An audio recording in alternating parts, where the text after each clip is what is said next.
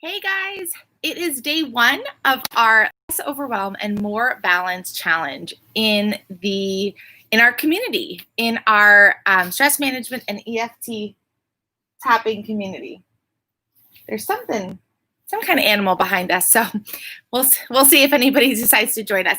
So today we're kicking off the week, we're kicking off challenge, and we're talking about overwhelm. Okay, I'm going to give you guys 4 tips today that you can do to kind of like better manage your workload, maybe increase your productivity, maybe get more done in less time, because we know feeling overwhelmed and having that and being in that emotional state of there's too much to do, I can't get it all done, that stress and anxiety of like looking at your to-do list of all these things, right? We've all been there.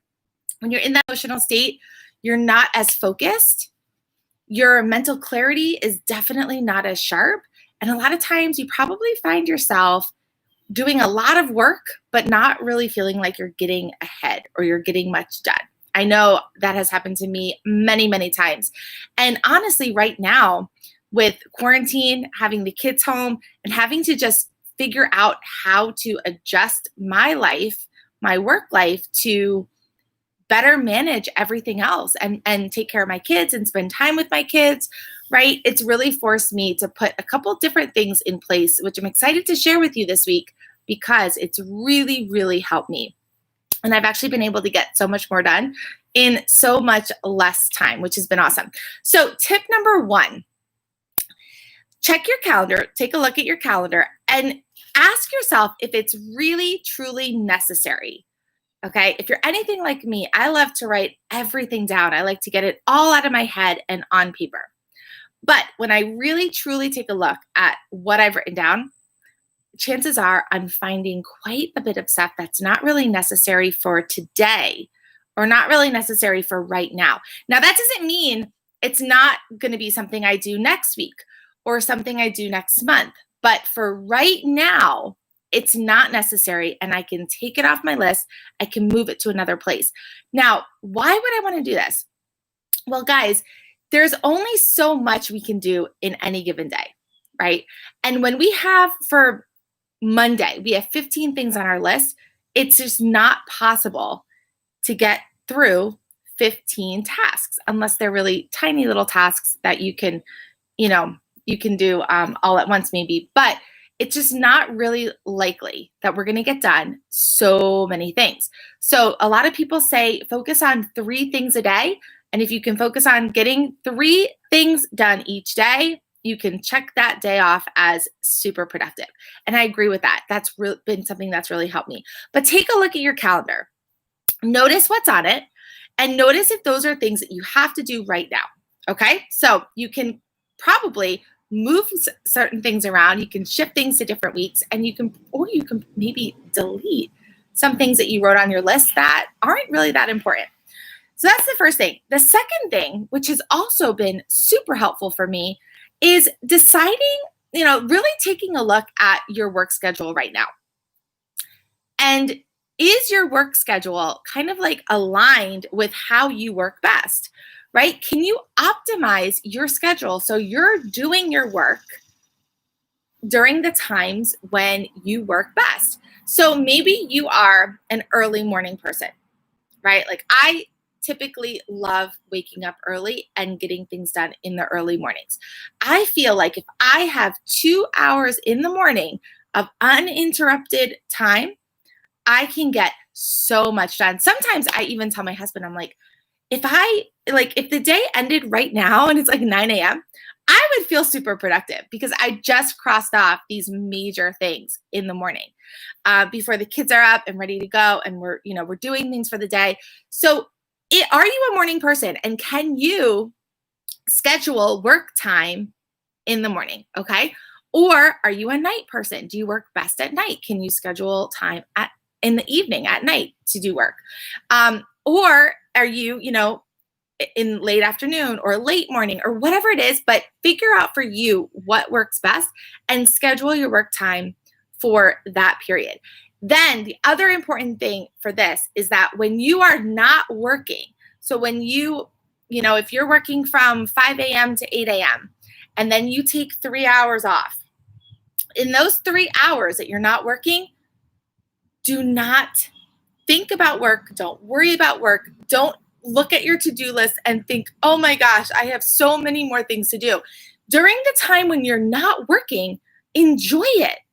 Get really, really, really present in that time and let go of your work or the things that you want to do, okay?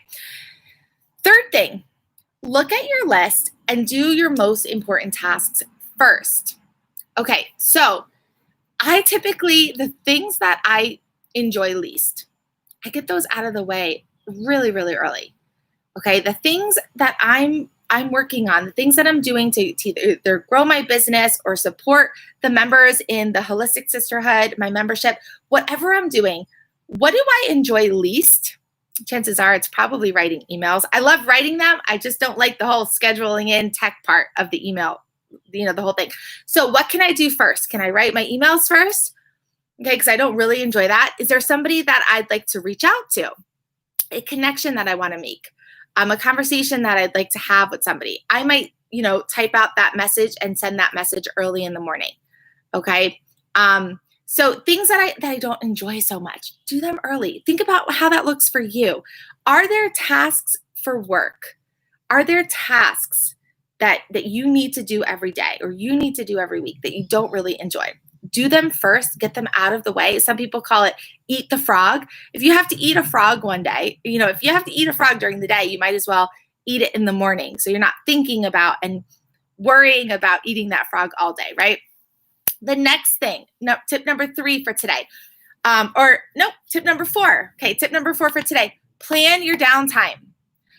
Actually schedule in your calendar when you are taking time off, when you are not working. Okay, plan it in. And I know I mentioned this earlier in our video, but when you have planned downtime, do not think about what you haven't done yet. Don't think about how big your to-do list is. Don't think about all those things going on. Really, truly disconnect, cut the cord for all the things that seem just completely overwhelming for you and focus on being present. Now, that could look a couple different ways. You can do some walking meditation. So let's say you are playing with your kids at the park, right? You scheduled in some time to take your kids to the park. As they're playing around or as you're playing with them running around, you can get really into the present moment by doing a walking meditation. So that could look something like this. This is one of my favorite things. As you walk 7 steps, you can focus on inhaling. Then maybe you walk 8 steps and you focus on exhaling.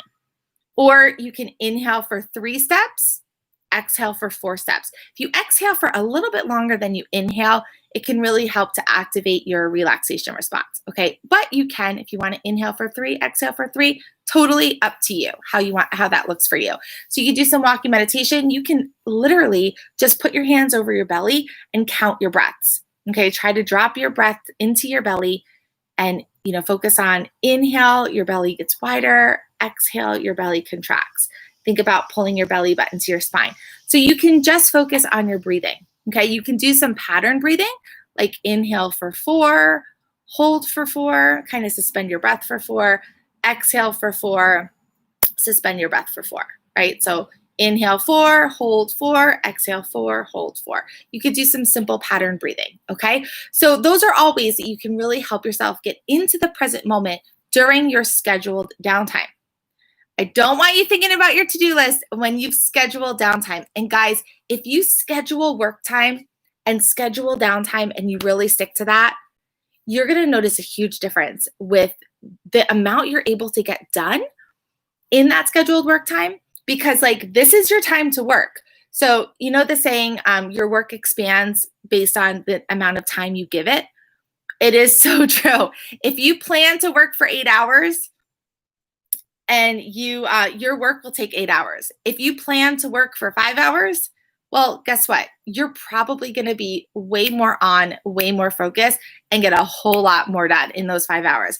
It's really interesting how that works. And I have found time and time again that the less time I have to get things done, the quicker I get things done. It's really awesome. So guys, those were the 4 tips for today. I want to just recap them real quick. Number 1, take a look at your calendar. Are these things on your list really necessary? Take a good hard look. If they are necessary, are they necessary for today? Okay, and if they're not necessary for today, move them to another day, another week, another month, right? Number 2, how do you work best? Optimize your own personal work. What's the word?